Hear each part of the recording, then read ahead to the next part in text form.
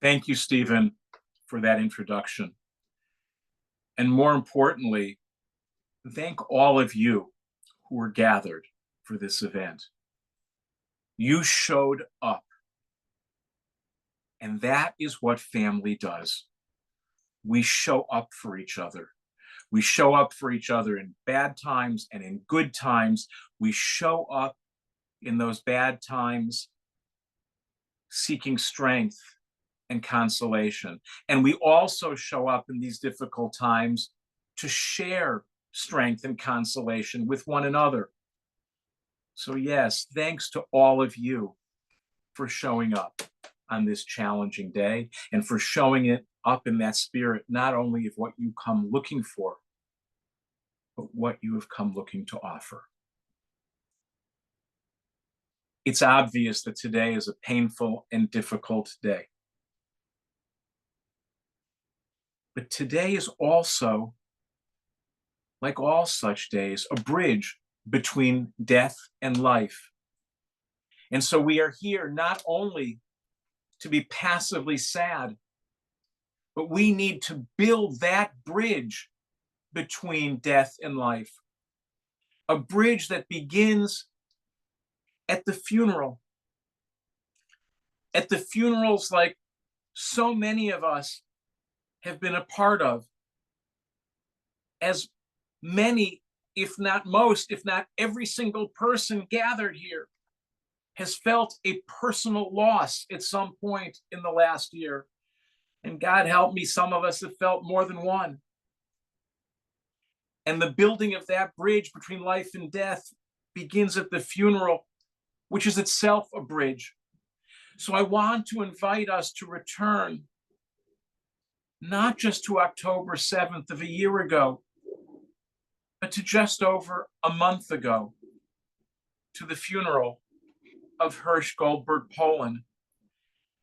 Why to that moment? Not only because of my personal connection, but because the words were spoken there that can help each and every one of us to build our own bridges.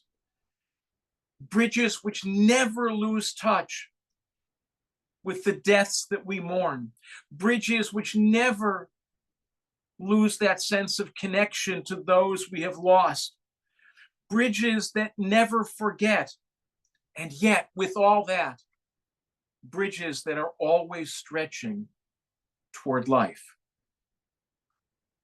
And the fact is, both ends of those bridges are already in our tradition when it comes to marking a loss. One tradition has it that on the anniversary of a death, we fast. We literally feel in our bodies the loss and the gap and the need that we experience spiritually and psychologically with the loss of a loved one.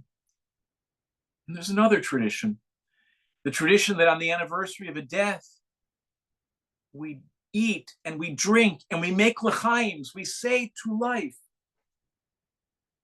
And we affirm that there is still life and there will be life.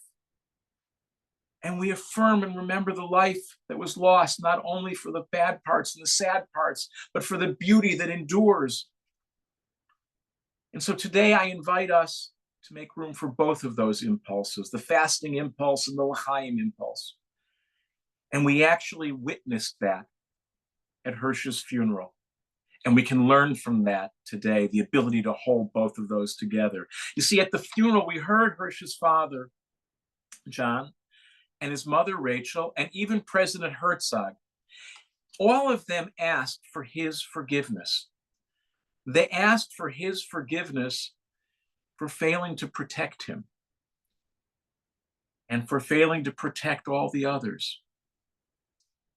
They asked for his forgiveness for the suffering that each and every one of the captives endures. And they asked forgiveness for failing to bring them home alive. I want to look at each and every death we remember today. And yes, ask forgiveness in all those ways, but not only ask forgiveness, but to also ask where we, each and every one of us gathered here, can do more. Because by asking how we can do more, we begin to turn toward life even as we remember the dead. And that process did begin at Hirsch's funeral, when John spoke of how Hirsch's friends go beyond the traditional words of Zichrono Livracha, may his memory be a blessing. And they say, either in addition or instead, Zichrono Lemehapecha, may his memory be for a revolution, for a turning. Because you see, we need this day to be not only a day of remembering and mourning, but also a day of revolution and turning over. We need to turn from death from life. We need to turn from hate to love.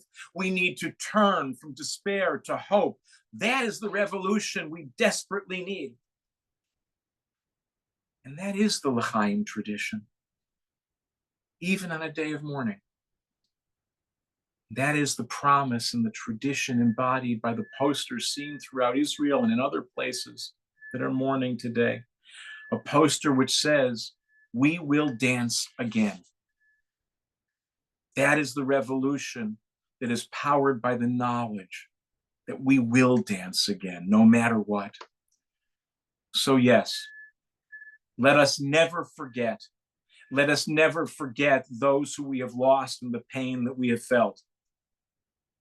Yes, let their memories be a blessing, and let their memories inspire us toward the revolution we need, the revolution for love and for life and for hope, especially today, and especially in a world that knows so much pain and so much suffering. Let their memories inspire that revolution. And let each of us leave this moment as proud messengers of that, wherever we go and with whomever we are spending time today and in the days and weeks and months ahead.